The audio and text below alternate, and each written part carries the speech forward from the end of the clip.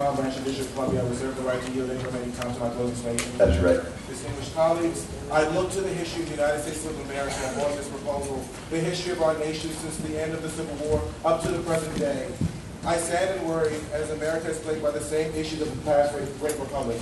I would like to tell you all about the history of this great republic in the past.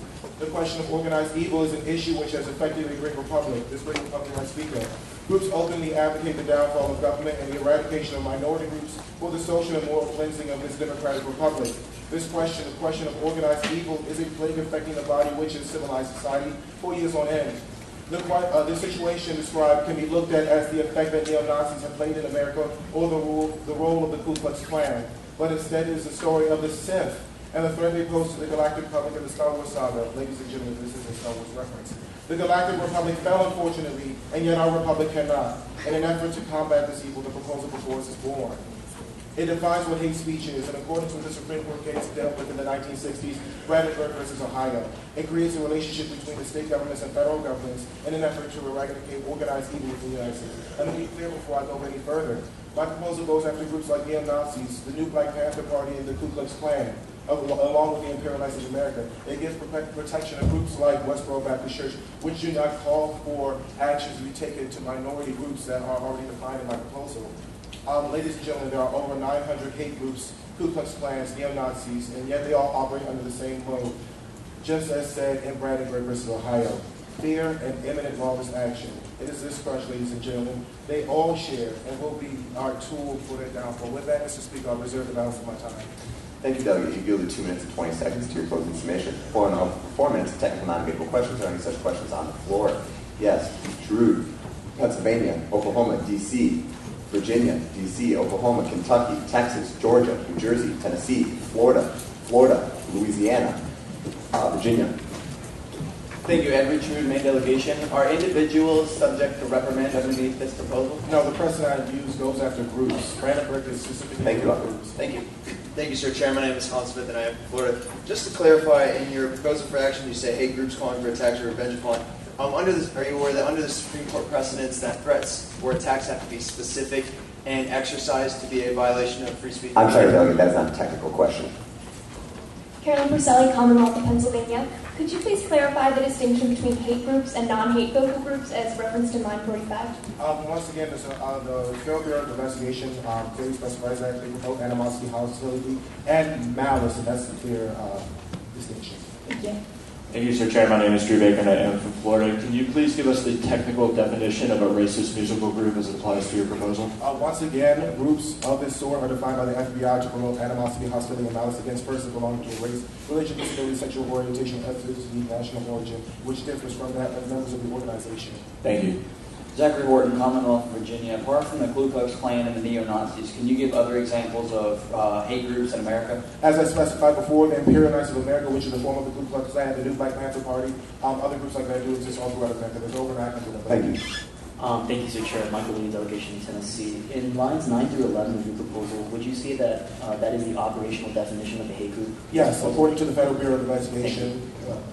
Ray, Oklahoma, can you please define hate speech? Yes, hate speech is defined by Brandenburg versus Ohio as speech which would cause or lead to imminent lawless action. Thank you. Jacksonville, Louisiana. Can the author give an example when in recent times an individual or group has been physically harmed with the direct cause of hate speech that has been given by a hate group? Yes, if distinguished colleague would mind waiting, I'll be presenting that in my closing summation. Haley Parrott, representing Kentucky. To clarify, this proposal is merely expanding the jurisdiction to investigate hate speech from state to a federal and congressional level? Yes, it gives the power. Thank you, Arthur. Kemper Harrison, Georgia delegation. As stated in our Bill of Rights, aren't all citizens, don't they all have the freedom to form groups and say what they wish as long as it does not incite violence or as long as... I'm sorry, Delegate, that's not a technical question. Gary Robinson, DC delegation. Would this affect states like Canada? No. Jake Bergenholtz from Oklahoma. For clarification, religious institutions who are speaking on such topics as anti-gay be exempt from this law if they're on private property? They are providing protection under the Supreme Court in a previous case, Texas versus Johnson. Thank you, Arthur. Thank you.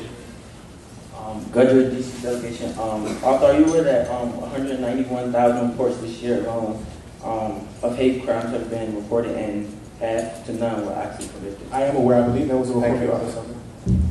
Peterson, Republic of Texas, stated in line 33 of your proposal, it states that if hate speech could incite lawless action, does that insinuate that if the Justice Department says that it could cause action, that they can then prosecute even if something has not happened yet? Yes. Thank you.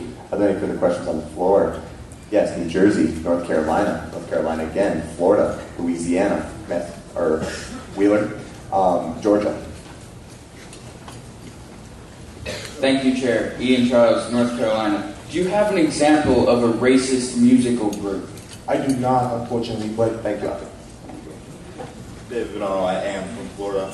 Is it true that under the Supreme Court, a threat has to be specific and exercised to be not accounted for under unprotected speech? Could you say that again? Is it not true that under the Supreme Court... I'm sorry, Delegate, that's not a technical question. Thank you, Introducer Chair Ray Cuomo, the Commonwealth of Massachusetts delegation. In your justification on lines 18 to 19, you stated that hate groups increased by 22%. Can you specify what groups increased the most? Specifically neo-Nazi groups and New Black Panther Party groups. Thank you, delegates. I apologize for the time for technical non-debatable questions has elapsed. We will now recognize the content speaker for a 3-minute speech with such speaker present. Delegate from Texas, you've been recognized. Your time will begin when you state your name and delegation. Thank you very much.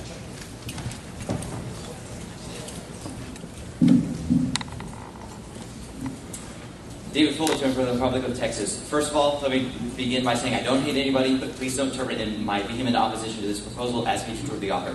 Let me first point out that threats are currently not protected by the First Amendment, and opposition to this proposal on the basis of the belief that the government should punish threats is not valid. Second, let me draw attention to lines 32 through 34 of the proposal as a previous question asker did. It says, and I quote, "Any messages by hate groups which call for anything that could," notice that word, "produce imminent lawless action through any medium, radio, rally, internet, et al., would violate this law." This phrase is exceedingly ambiguous, delegates, and it allows for major abuse. Virtually anything could be misconstrued as calling for something that could produce lawless action. For example, suppose that an organization materializes for the express purpose of decrying Baptist churches as immoral. First, under the current definition of a hate group reiterated in this proposal, this group could be construed to be a hate group because they're decrying it as immoral. It could be interpreted that they were promoting malice towards Baptists. Second of all, virtually anything this group says might be understood as something that could produce lawless action. Saying that Baptist churches are immoral is legitimate use of free speech. It's generally false, but such speech could possibly condemned under this proposal. They could be misconstrued to cause violent action, and so this proposal would violate the First Amendment in that sense. Now, this proposal does state in the results to be expected section that distinctions will be made that between non-hate vocal groups, for example, churches, and actual hate groups, that those distinctions would be made. But I'd like to point out that's in the results to be expected clause, and even if this is so, suppose a pastor, for example, institutes an organization for the preaching of sexual teaching according to the Bible. So that, again, that could be misconstrued as a hate group according to current definitions because it could be construed to incite malice by the teaching that homosexuality, for example, is wrong. This proposal embarks on a dangerous slope because the pastor, under this proposal, this religious group would not be able to exist. Historically, once the government gets authority over something, it only grabs more authority and regulates it more. Soon, we may be jailing pastors for preaching in their churches about sexuality in churches, as they are doing in Sweden, as happened to Pastor 8 Green. To conclude, do not be a hater, but do not give the government, the power-hungry, thoroughly incompetent federal government that can't even balance its own budget, such tremendous authority over one of America's most fundamental principles, freedom of speech. Thank you very much, and all glory for anything good I have said goes to my Lord and Savior, Jesus Christ. Thank you very much, delegates. Thank you, Delegate. By your actions, you yielded your remaining time to the Chair. Chair will now recognize the pro-intent speaker for the speech and such speaker present. Yes, Delegate, you've been recognized. Once again, your time will begin when you recognize yourself.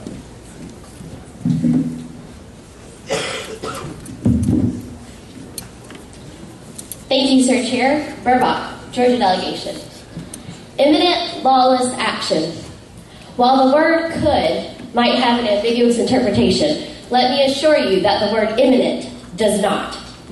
Imminent lawless action. This phrase is of the utmost importance to this proposal and to the prosecution of hate groups entirely. As citizens of the United States of America, we have free speech guaranteed to us by the First Amendment. That basic right is the epitome of our democratic system, and I firmly believe it is what allows us to spend this week on the mountain, empowered by the efficacy to change our government for the better. With every right that is enumerated to us, there comes great responsibility. This proposal seeks to illuminate the necessary and proper responsibility that coincides with free speech. That responsibility must entail the prosecution through our fair and popular justice system of hate groups who encourage imminent, lawless action.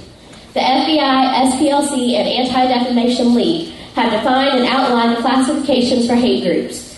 These groups seek to promote animosity towards others based solely upon their race, religion, sexual orientation, or other demographic qualifications. You may suggest that, horrible though it may be, these groups have that right because of their First Amendment's guarantee. It's true.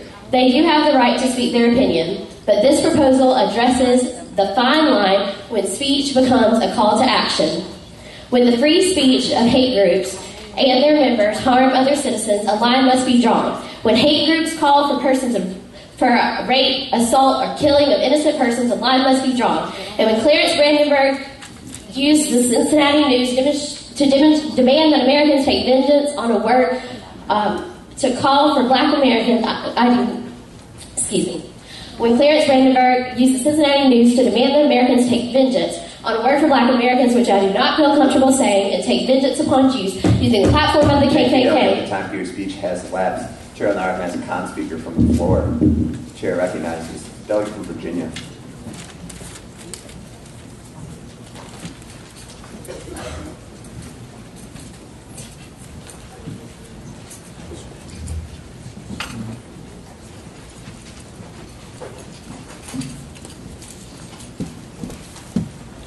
Thank you, Sir Chair. Joe Melton, Virginia delegation. I reserve my right to yield the remainder of my time to the delegate of Pennsylvania. That's right. Voltaire once said, "I disagree with what you say, but I will fight to my death for your right to say it." I do not agree with anything that these hate groups say, nothing. But I will not stand by to let their right to say it be eradicated, even though with every fiber of my being I disagree. I will fight to my death for their right to say that, and I believe that with all my soul. Saying that anything they may do will cause any kind of violent action is just like the Red Scare in the 1950s. Senator McCarthy sent hundreds of communists to jail for what they could do or might do. I don't believe that's right.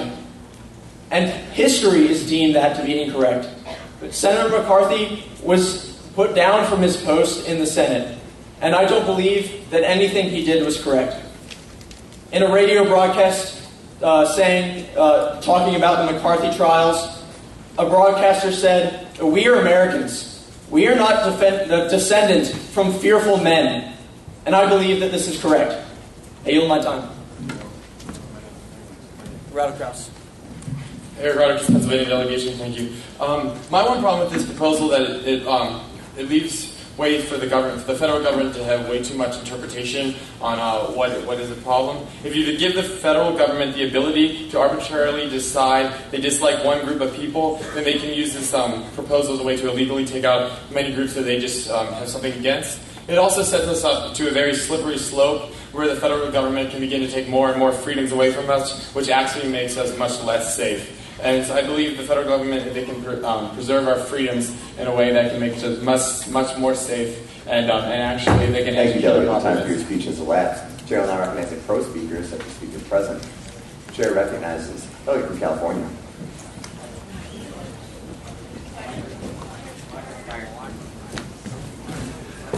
Thank you, author and delegates.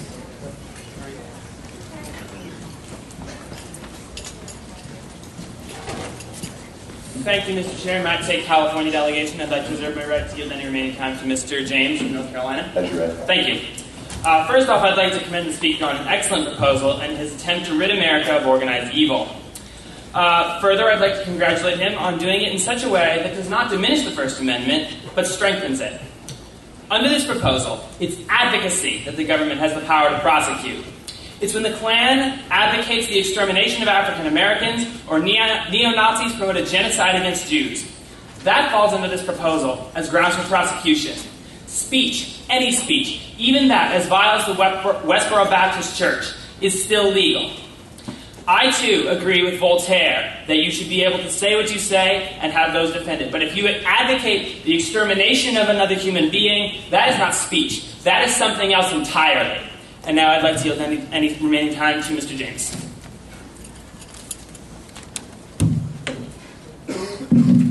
Thank you, Chair, and thank you, previous delegate. James, North Carolina delegation. I, too, would like to address the Voltaire quote used. Many of you have probably heard of a movie known as American History X, and it addresses the problem of neo-Nazism in America today, and how hateful speech can have a negative effect, and how just because you have a right to say it doesn't mean that it won't hurt people. And I'm sorry if I spoil the ending of the movie for a lot of you, but the supposed protagonist of the movie ends up being shot because of a hateful phrase that he used towards an African-American young boy who couldn't stand the fact of the neo-Nazism expressed in the movie, and sadly ended the young man's life just as he was about to turn his life around. And that is why we need this proposal to pass, and that is why neo-Nazism and free speech, as that should not be protected. And with that, I yield my time to the Chair. Thank you. Thank you, Delegate. A reminder to the chambers that amendments now are in order. The Chair will now recognize the con-speaker, such as Speaker President. The Chair recognizes Delegate from Louisiana.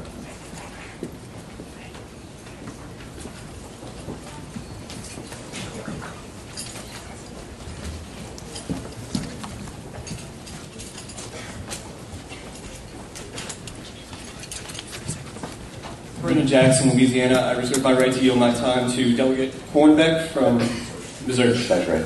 Now, I'm supporting 90% of this proposal, except the part about racist musical groups.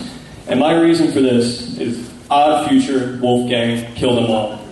Conservative pundits have accused this group of being racist, homophobic, and promoting violence. And I feel if this proposal were to pass, musical artists who may use an F word or an N word here and there could be taken down. Tyler, the Creator, alludes to rape, violence, and sadistic murder. But if you listen to his lyrics, you find out this is simply a character he plays to satirize all the things mentioned in hip-hop music today. Do you think mid-50-year-old conservatives are going to listen deeply to the music? Do you think they're going to overanalyze it? Or the second they hear a curse word or homophobic slur, they're going to immediately pass it off as a hate group? If this proposal passes, say goodbye to Odd Future, say goodbye to Immortal Technique, say goodbye to Incubus, say goodbye to Anti-Flag, and say goodbye to anyone else that somebody might think is slightly offensive. And welcome to a world of politically correct Justin Bieber and Disney Channel musical stars. And with that, I yield my time to the delegate from Missouri. Kevin Hornbeck, Missouri delegation. Here in America, we need change and we need reform. But we need change and reform, more importantly, that protects the rights of every American. However, we must also end one person's rights where another person's begin. Under the proposal for action in this proposal, it states, any message by hate groups which call for anything that could produce imminent lawless action through any medium would violate this law. This clause, because of the word could, expands the power of the federal government too far. It could rain today, but it is not likely. I'm going to skip to my main point here. There is an amendment on the floor. I can't do it right now since I've been yielded time, but someone please needs to have this amendment addressed. This is the only way that we can pass this proposal. I do not support this proposal until the amendment is passed. Once the amendment is passed... Your time for speech has elapsed. Just a procedural reminder that I feel is appropriate at this time. Only the author of amendment can open that amendment on the floor. With that being said, the Chair will now recognize the proponent speakers such as Speaker President. The Chair recognizes Delegate Roberts.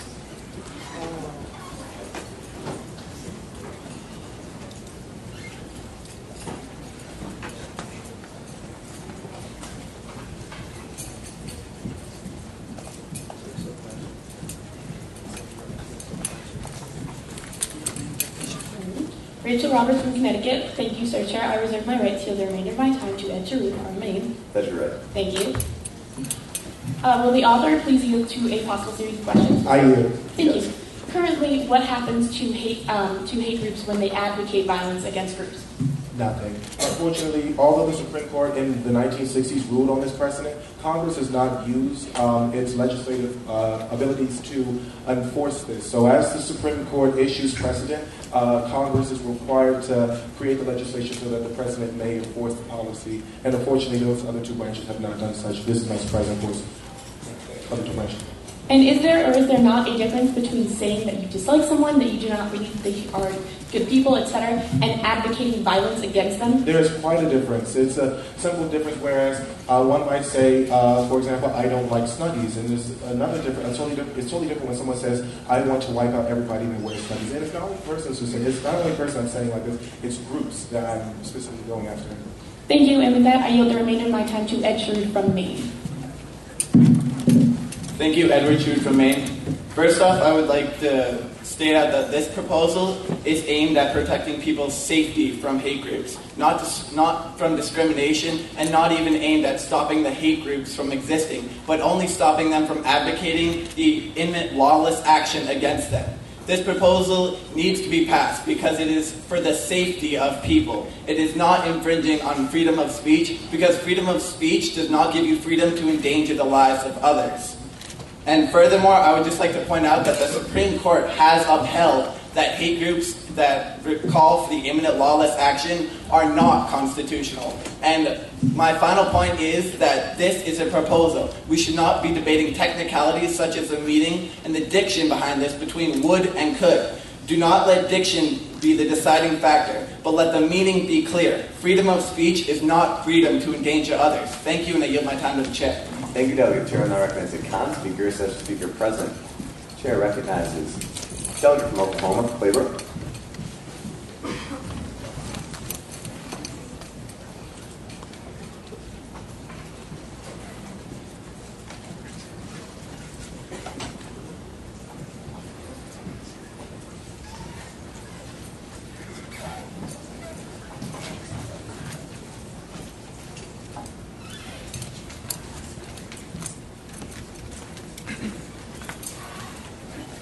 Claybrook, Oklahoma. I'd like to reserve the right to leave the remainder of my time to the delegate from Tennessee. That's your right.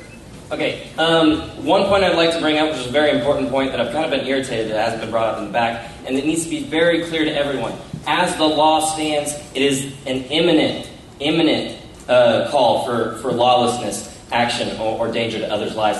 Now, what that means is I can go out and say, we need to go out and kill everyone who likes Snuggies, and that is okay because the Supreme Court has decided. Whether you agree with that or not, that is what our foundation stands on, and that's what's been decided by many great people before us in our politics. Now, if I say, right now, get out in the street and kill everyone who wants Snuggies, that is imminent lawless action. So that is the difference between imminent, okay, and just making a statement. I'd now like to reserve my time to the delegate from Tennessee.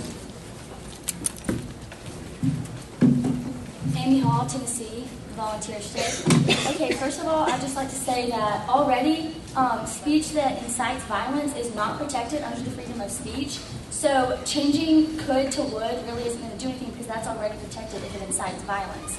But this, as it stands, completely violates people's freedom of speech. And I totally agree that hate groups are bad, and I don't agree with anything that they do or say, but that doesn't change the fact that they have the right to say it. And our forefathers understood this freedom, and they knew that it was very important, and they included it in the Constitution, not to protect the things that people were going to say that everyone was going to like. They wanted to protect the things that people weren't going to like. Because, you know, like, so that people could speak against the king and speak against the government. They didn't include it to protect things that people are going to like. People are always going to be saying things that we're not going to like and that we're not going to agree with, but we have to protect that because it is their right to speak that. Thank you. Thank you. By the delegate's action, she is yielded her remaining time to the chair. The time for contour debate has now come to an end. We'll move to the author's summation, which stands for 4 minutes and 20 seconds. Author, you may begin if you wish. Thank you, Mr. Speaker. Congratulations. I want to first thank every single person in this room for allowing me the opportunity to be able to speak and present my proposal. It's truly a great honor. That being said, I'd like to go on to the proposal at hand. One of the most present points that was made by members of the opposition was the question of the Red Scare and the interpretation of the Supreme Court's precedent. Ladies and gentlemen, the point that was made, the definition of imminent lawless action, is a boiled down definition of 6 pages of Supreme Court precedent going back all the way to 1920. This was dealt with in 1960 and is constant precedent that was boiled down to over 40 years. The question was made about the Red Scare. Ladies and gentlemen, my precedent that is used is Brandenburg versus Ohio. It's not Debs versus United States. It's not Schenck versus United States. It's not Chaplinsky versus New Hampshire. It is Brandenburg versus Ohio, which clearly defines what imminent lawless action is. For that reason, I would hope that people will understand the difference between the previous statements made by distinguished colleagues and the previous cases used by the Supreme Court. The point was made about the federal government, and a great deal was made about how the federal government will be too involved in things like that. I just like to make clear that my proposal makes it so that the federal government would be able to work along with state governments to get this addressed and eradicate hate groups. The point was also made about how people should have the right to do this and that and the other. People do have the right to do that, but when it comes to these hate groups, these are not groups that sit down together. These are not like our wives, where we sit down and discuss issues of the world. These are not like your grandmother's teacups, where they pick out nice hats. These are groups that have an inherent reason and a want to go forth and eradicate these minorities. My proposal is for people like the young lady from Pennsylvania who was attacked by Imperial Knights of America when she traveled to Louisiana after they posed as different people. My proposal is for the young man who was tortured by the Ku Klux Klan of Mississippi as a distinguished colleague had told me before. And of course, everybody knows about Matthew Shepard and James Byrd and the other people who have been affected by hate groups. A point was made by a distinguished colleague about sure, we've all heard sticks and stones may break our bones, but words shall never hurt me. One thing is that this is not talking about words may never hurt. This is about groups who openly call for the eradication of minorities. Ladies and gentlemen, I hope that you all will understand that my proposal has one thing and one thing only, is for the eradication of hate groups. For too long, the United States of America has been plagued by these groups that have called for nothing more than the eradication of minorities in America. I present this proposal because these groups are evil. Neo-Nazis are not nice people. The Imperial Knights of America are not nice people. Other groups of this sort are not nice people. They call for the downfall of America. Why? Because they are homegrown terrorists. They're defined as these by the Federal Bureau of Investigation. I hope my distinguished colleagues would agree with me in my proposal and for this reason. For this reason, distinguished colleagues, I ask that you vote in favor of my proposal. I thank you again for this honor. Any further time I might have, I yield back to the chair. Thank you very much, Arthur. The time for discussion also has elapsed. We will now move to a period of voting. Will the brokers please seal the chambers?